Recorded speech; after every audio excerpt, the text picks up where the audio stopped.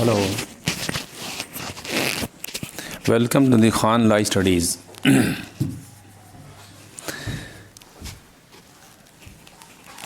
Now, again, we will discuss the constitutional law after a long time. The relation between the directive principles of state policy and the fundamental rights. This is a very important question for the students preparing for the judicial services. The directive principles of state policy contained in Part 4 of the Constitution. It set out the aims and objectives to be taken up by the states in the governance of the country. Article जो 36 to 51 है, that is Part 4 of the Constitution. It contains aims and objectives to be taken by the states in their policy, in their state policy to govern the state. What should be the aims and the objectives of the law? That is given in the directive principles. This feature has been borrowed from the Constitution of the Ireland. Idea कहाँ से आया? First of all, it was the idea of the Constitution that the states are mainly responsible for the law and order and for the protection of life, liberty and the property of the citizen and persons, as the case may be.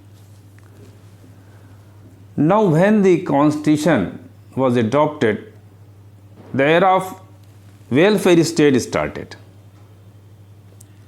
Welfare state which has to promote the prosperity and well-being of the people. The concept of welfare state, इसको लागू करने के लिए ये जो दिशा निर्देश दिए गए हैं ये संविधान में शामिल किए गए. Directive principles laid down certain economic and social policies to be pursued by the governments in India. Economic and social policies को इम्प्लीमेंट करने के लिए ये डायरेक्टिव्स मेनली दिए गए थे. But it was the period of the beginning of the welfare state after the second world war. Welfare for the people. The law should be made for the welfare for the people of the state, and state should be guided by the directives given in this Constitution. Now the circumstances has changed. आज की circumstances में अगर हम गौर करें, the concept of welfare state has gone. जो कल्याणकारी राज्य का ये कंसेप्ट था, ये धीरे धीरे राज्य समाप्त कर रहा है. They are a corporate word.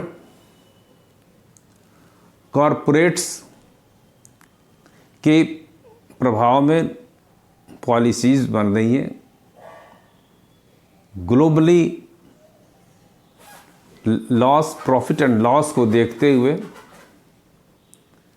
Loss बन रहे हैं और बड़ी बड़ी कॉरपोरेट कंपनियां अपने फ़ायदे को लेकर के अब स्टेट से कानून बनवाती हैं और इसका फ़ायदा उठाती हैं. तो ये आज के दौर में अगर ये क्वेश्चन आपसे पूछा जाए कि what is the position today, ये जवाब ये होगा कि ये जो वेलफेयर स्टेट का कंसेप्ट है ये धीरे धीरे ये समाप्त होता जा रहा है. हमारे कॉन्स्टिट्यूशन मेकर ने क्यों दिया था?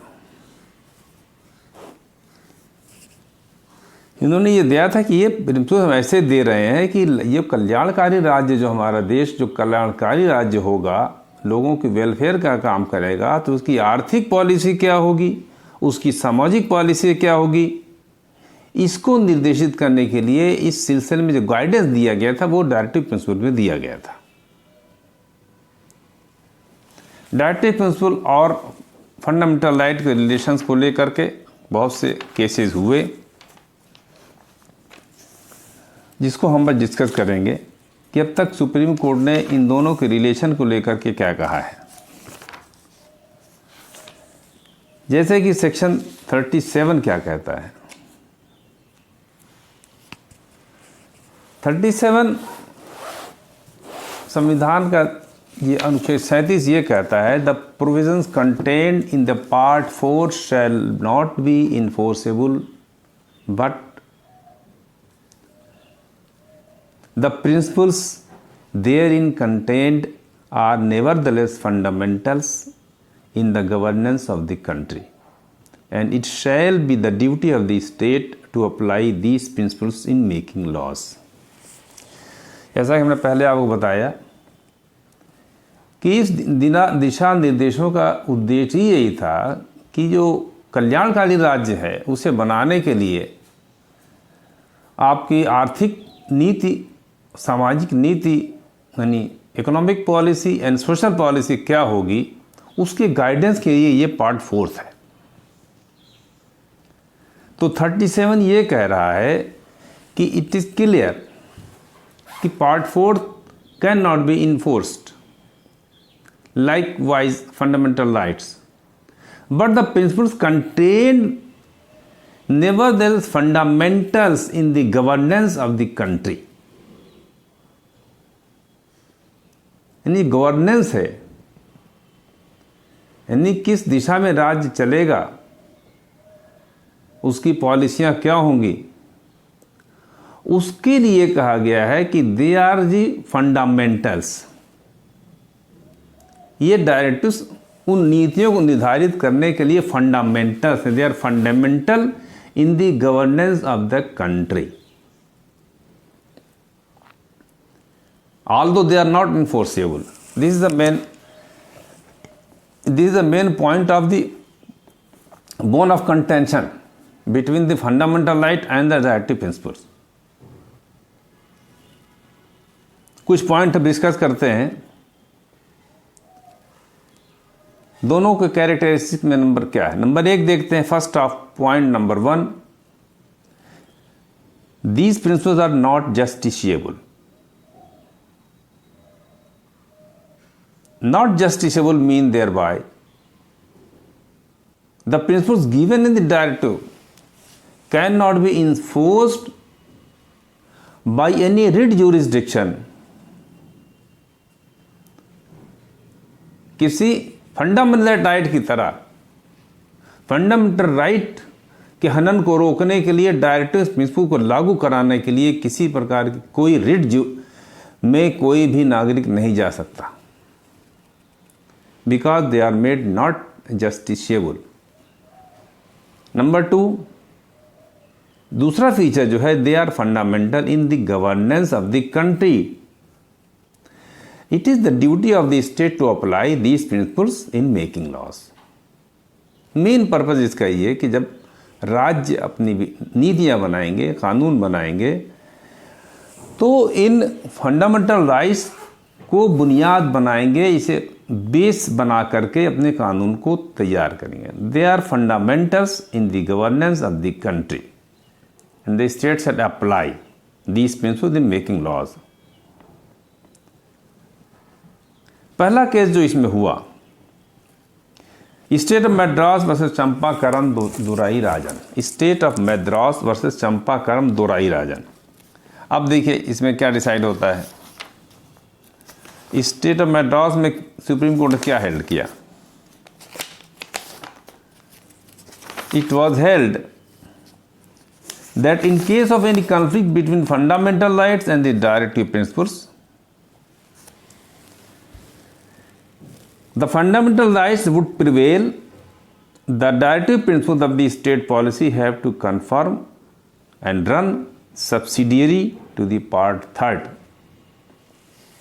of this constitution. State of Madras और चंपाकरम दोराई राजन के जो केस में क्या कहा, सुप्रीम कोर्ट ने कहा कि the DPs of the state policy which by Article 37 are expressly made enforceable by courts cannot override the provisions found in the part 3rd. पहली बात यह कह दी, they cannot override the provisions made in part 3rd of the constitution. फिर आगे कहा, the chapter on the fundamental right is sacrosanct and not liable to be abridged by legislative or executive order except to the extent provided in the appropriate articles in the part 3rd. यह बहुत clear कह दिया कि ये it can not override the fundamental rights, और fundamental right के बारे में क्लियर कर दिया कि वो तो ऐसा राइट है that can not B abridged और taken away by any legislature और बाय एनी एग्जीक्यूटिव ऑर्डर। यानी फंडामेंटल राइट का हनन जो है कोई भी विधायिका या संसद नहीं कर सकती है, ना कोई कार्यपालिका आदेश के द्वारा उसका हनन किया जा सकता है। फंडामेंटल राइट पर जो भी रिस्ट्रिक्शन लग सकता है वो उसी प्रोविज़न में, उसी आर्टिकल में, रीजनेबल रिस्ट्रिक्शंस में जो रिस्ट्रिक्शन दिए हैं उसी राइट में उस पर रिस्ट्रिक्शन लगाया जा सकता है। अदरवाइज फंडामेंटल राइट को कहा it is a sacrosanct. Basic principle यही था कि फंडामेंटल राइट की इंपॉर्टेंस ये है, otherwise directive principles have no, therefore the directive had to conform and to run as a subsidiary to the chapter of fundamental right. ये जो feature है fundamental right का, इस वजह से इस केस में ये डिसाइड कर दिया गया कि जो डायरेक्टिव प्रिंसिपल्स है they should act as a subsidiary to the part 3rd। यानी फंडामेंटल राइट के जो चैप्टर है पार्ट 3rd है उसके सहायक के रूप में, उसकी सहायता देने के रूप में इसका प्रयोग किया जा सकता है। तो ये पहला जो आया था बहुत क्लियर कर ये प्रिंसिपल यहाँ दिया गया कि इस तरह से फंडामेंटल राइट का हनन नहीं किया जा सकता है, डायरेक्टिव प्रिंसिपल को ओवरराइड नहीं कराया जाएगा। लेकिन उसके बाद दूसरा केस आता है जमींदारी अबॉलिशन के केस, जिससे सुप्रीम कोर्ट ने किया in the state of Bihar versus Kameshwar Singh. जब ये केस आता है तो आर्टिकल 39 पर जो बहस हुई है उसमें क्या कहा,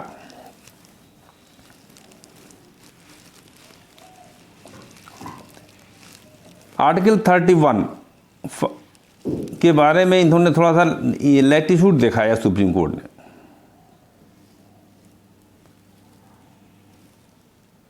ये कहा कि चूंकि जो जमींदारी अबॉलिशन के जो एक्ट्स बनाए गए थे they where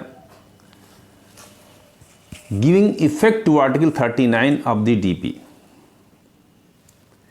Those Zamindari Abolition Acts were passed for the public purpose within the meaning of Section 31, Article 31। तो वहाँ पर उन्होंने आर्टिकल 39 को जो प्राइमरीली इकोनॉमिक पॉलिसीज़ को डील करता है कि स्टेट की इकोनॉमिक पॉलिसी कैसी होगी उसको प्रिवेल कराया। और जमींदारी एबॉलिशन के जो लॉज थे, जो लोगों को राइट टू प्रॉपर्टी छीने गए थे, लोगों की प्रॉपर्टी समाप्त करके सरकार ने उसे जो है दोबारा रीऑर्गेनाइज किया था, लोगों को उनकी ज़मीनों को बांटा था, जो भूमिहीनों को दिया था, किसानों में बांटा था, गरीबों में बांटा था। तो वो जो लॉ बना था, ऑल्दो वो जो राइट टू प्रॉपर्टी थी, अब now it is deleted, right to property now become a legal right, fundamental right पहले था। वहाँ पर उन्होंने कहा नहीं, ये आर्टिकल 39 में जो राज्य की आर्थिक नीति और उसकी सामाजिक नीति के संबंध में जो दिशा निर्देश थे उसको लागू करने के लिए ये एक्ट बनाए गए थे। इसलिए जमींदारी अबॉलिशन से रिलेटेड जो एक्ट थे उसको सुप्रीम कोर्ट ने कामेश्वर सिंह के केस में वैलिड करार दिया। इसके पास जो आता है इन री केरला एजुकेशन बिल, ये मेन केस आया है इन री Kerala education bill AIR 1957 supreme court 956।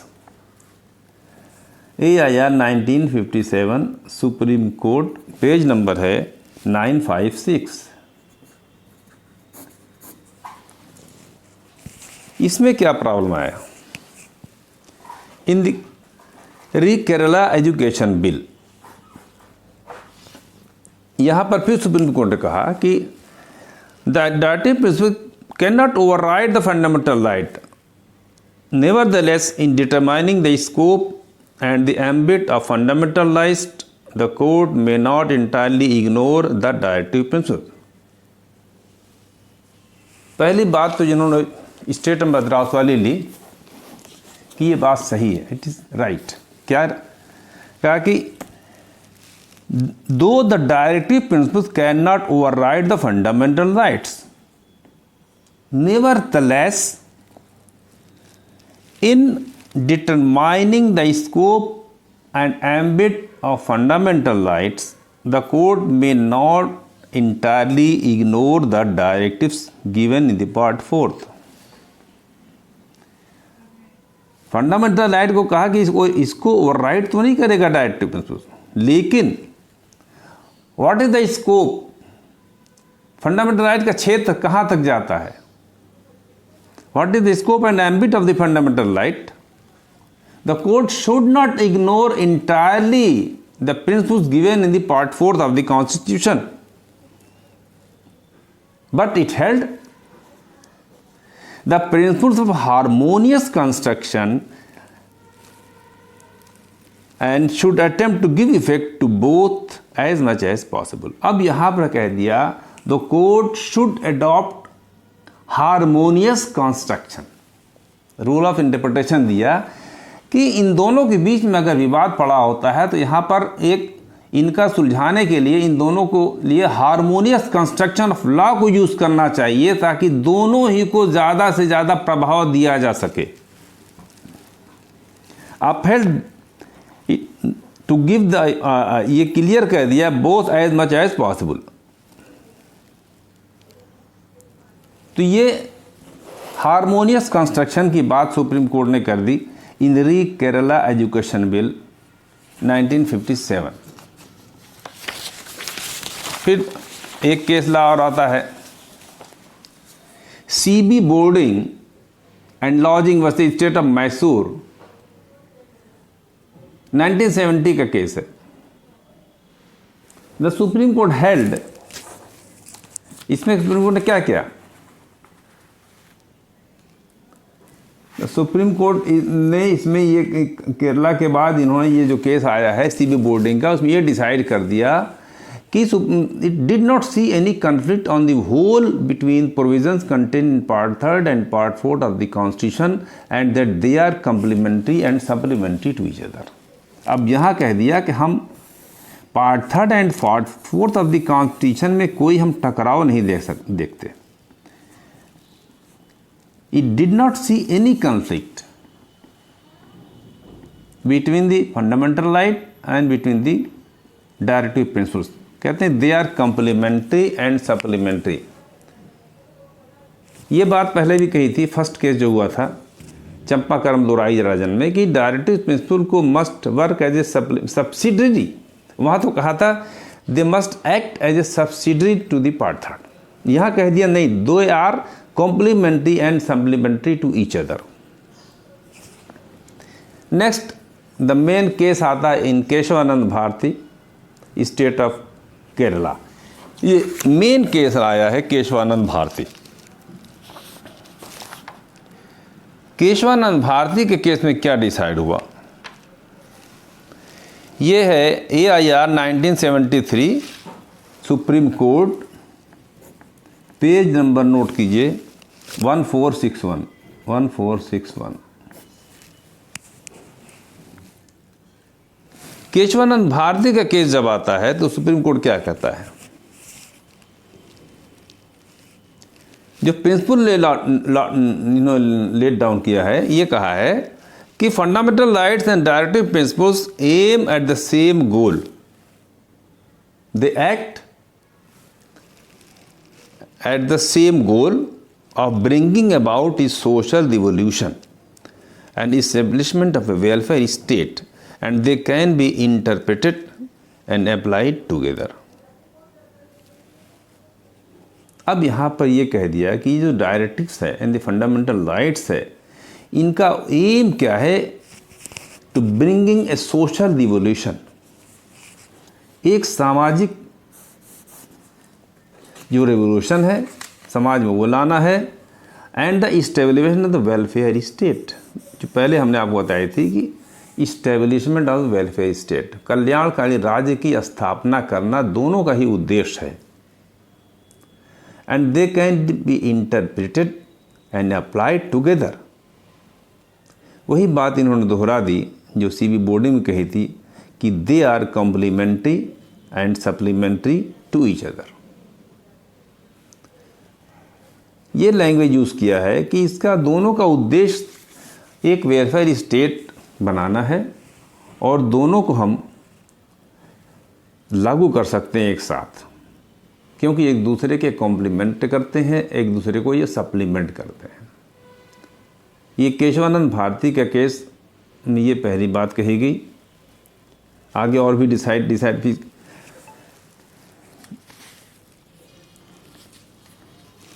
फिर एक केस ला देख लिए, Minerva mill versus union of India, 1980 का केस है। यहाँ भी पहली बात दोहराई गई जो शुरू में कहा गया था एक केस ला में कि supreme court held the harmony and the balance between fundamental right and directive is an essential feature of the basic structure of the constitution. अब जैसे केशवानंद भारती के केस में आया है कि द बेसिक स्ट्रक्चर की जो कंसेप्ट है वो केशवानंद भारती से आता है, जो भी आगे हम फिर डिस्कस करेंगे। तो मिनर्वा मिल के केस में भी ये 1980 में ये कहा गया है, याद रखिएगा ये केशवानंद भारती का केस 1973 का है, जिसके डिटेल अभी आगे आ रहा है। तो इस दौरान मिनर्वा मिल का केस आता है, यहाँ भी कह दिया there should be harmony and balance between the fundamental right and the directive principles because it is an essential feature of the basic structure of the constitution. अब इस दौरान संविधान में एक संशोधन किया जाता है, हम पहले उसको डिस्कस कर लेते हैं।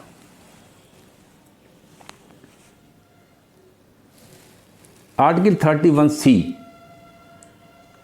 में पहला अमेंडमेंट होता है 1971 में, 25th Amendment 1971 in Article 31C। इसके दो पार्ट थे आर्टिकल 31C के। The first part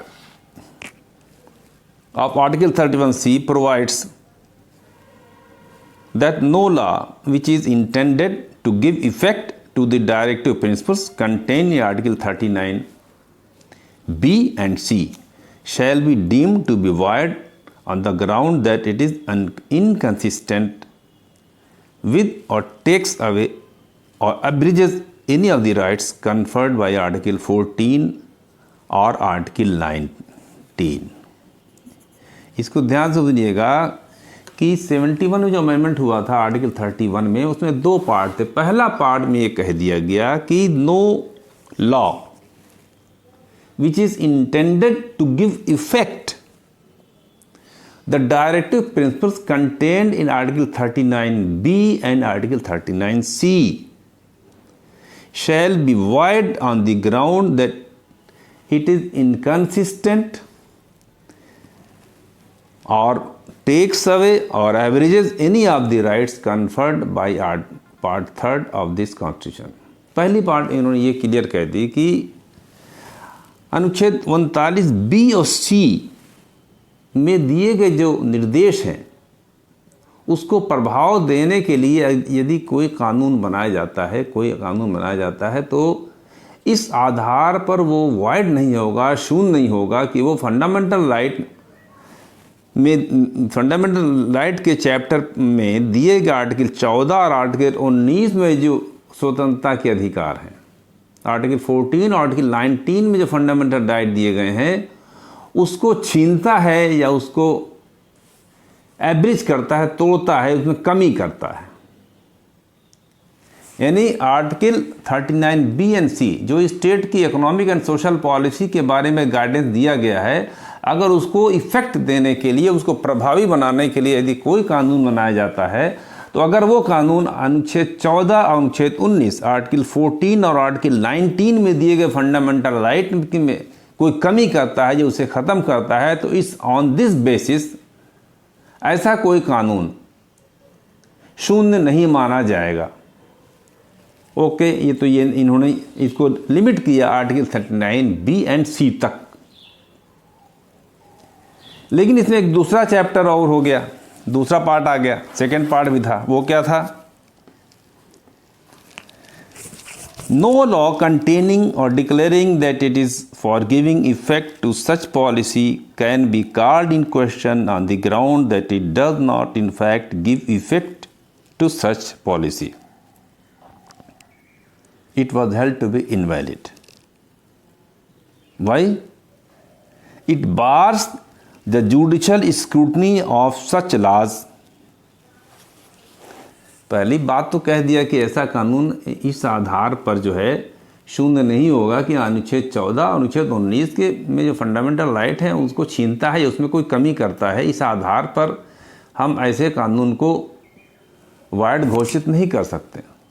लेकिन दूसरा पार्टी ने कह दिया है कि ऐसे कानून कि जो आर्टिकल 39 बी और सी को प्रभावी बनाने के लिए बनाया गया है और इसके संबंध में घोषणा कर दी, that no law containing a declaration, यानी उस एक्ट में अगर डिक्लेयर कर दिया है कि this law has been made for giving effect article 39 B and C that can not be challenge in any court of law. यानी यहाँ तक जब यहाँ बात आगे बढ़ी कि हम इसे चैलेंज में नहीं कर सकते, कोर्ट ऑफ लॉ चेक करे कि क्या आर्टिकल ये जो कानून बनाया गया है, जो लॉ लेजिस्लेट किया गया है, क्या 39 बी और सी को प्रभावी बनाने के लिए दिया गया है। इस पर जो पार्ट 2 था आर्टिकल 31 सी का, वो जुडिशल स्क्रूटनी को डिबार कर देता था। जबकि आप जानते हैं फेडरल कॉन्स्टिट्यूशन में बताया गया है कि कॉन्स्टिट्यूशन को इंटरप्रेट करने का राइट सुप्रीम कोर्ट को है, जुडिशल स्क्रूटनी का पावर सुप्रीम कोर्ट को है, this can not be taken away, it is also a fundamental basic structure of the constitution. तो on this very ground the part 2 of this article 31 C amended in 1971 was declared ultra vires invalid. यह 1971 का amendment था। Now again article 31C was amended in by 42nd amendment 1976. इसमें क्या कह दिया? This amendment further widened the scope of Article 31C to cover all directive principles for the purpose. The amendment the substituted the जो amendment का heading थी, headline थी, उसको change कर दिया गया। माता for the purpose of giving effect the directive principle contained in Article 39 B and C. अब यहाँ कह दिया for the purpose of giving effect all or any of the principles laid down in part 4th. यानी जहाँ पहले ये दिया गया था, हेडिंग में लिखा गया था all principles specified article 39 B and C, वहाँ सिर्फ लिमिट था 39 बी एंड सी का, यहाँ इसको हटा दिया, कह दिया for giving effect all or any of the principles laid down in the part 4th. यानी डायरेक्टिव प्रिंसिपल के जितने भी सिद्धांत दिए गए हैं, इन सबको ओवरराइट करा दिया गया है फंडामेंटल राइट का।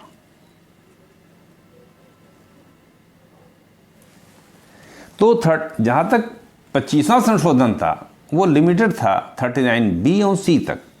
42वां संशोधन ने सारे के सारे डायरेक्टिव प्रिंसिपल को ओवरराइड करा दिया फंडामेंटल राइट पर। तो इसमें सुप्रीम कोर्ट ने क्या डिसाइड किया? सुप्रीम कोर्ट के सामने ये केस पहुंचता है Minerva mills versus of union of India 1980 supreme court,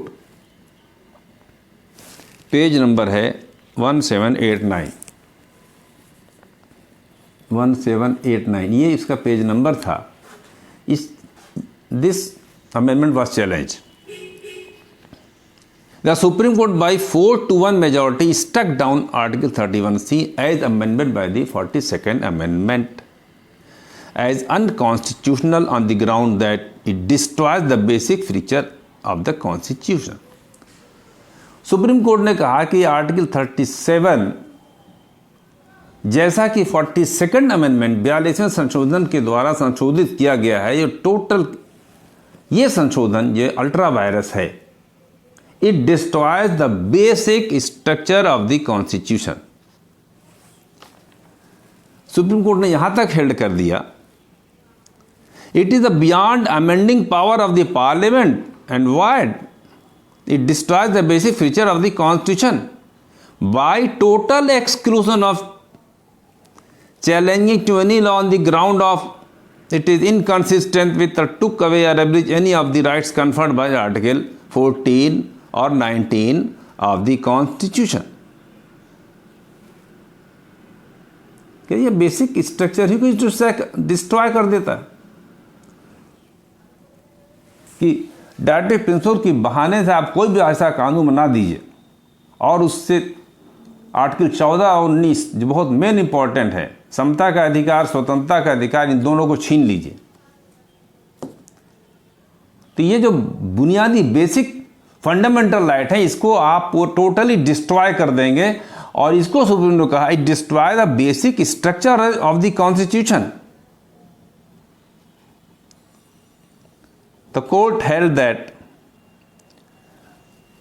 the constitution is founded on the bedrock of balance between part 3rd and part 4th of the Constitution. There should be a balance between part 3rd and part 4th of the Constitution.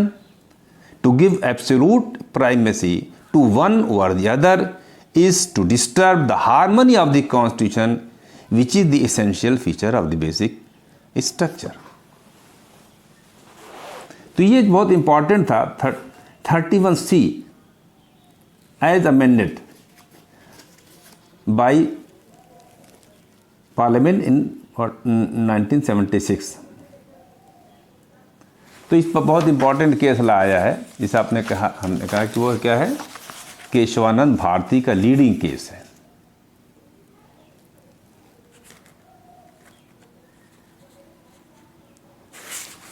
बहुत से fundamental right, बहुत से directive principle को supreme court ने fundamental right का दर्जा दिया है, जैसे Unni Krishnan versus state of Andhra Pradesh का केस। ये उन्नी कृष्णन का केस बड़ा इंपॉर्टेंट इसमें भी था। The provision of the part 3rd and 4th are supplementary and complementary to each other. फिर इसी बात को दोहराया,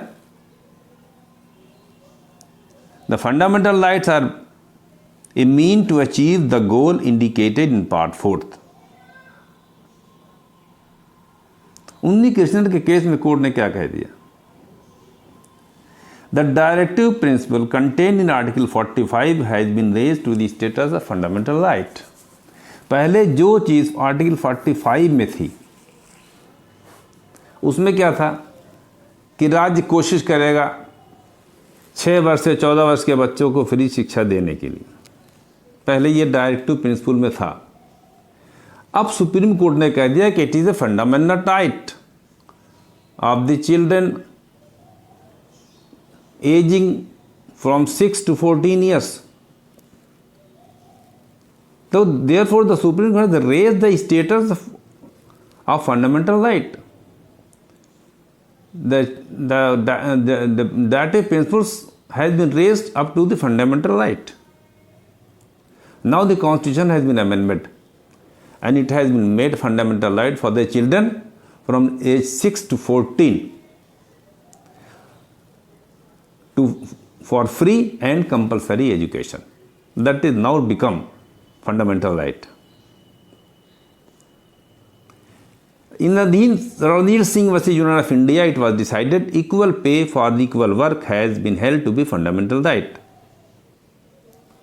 It is the MS Hoskote versus State of Maharashtra. It is held that legal aid and speedy trial are fundamental rights under Article 21 of the Constitution. What is the conclusion?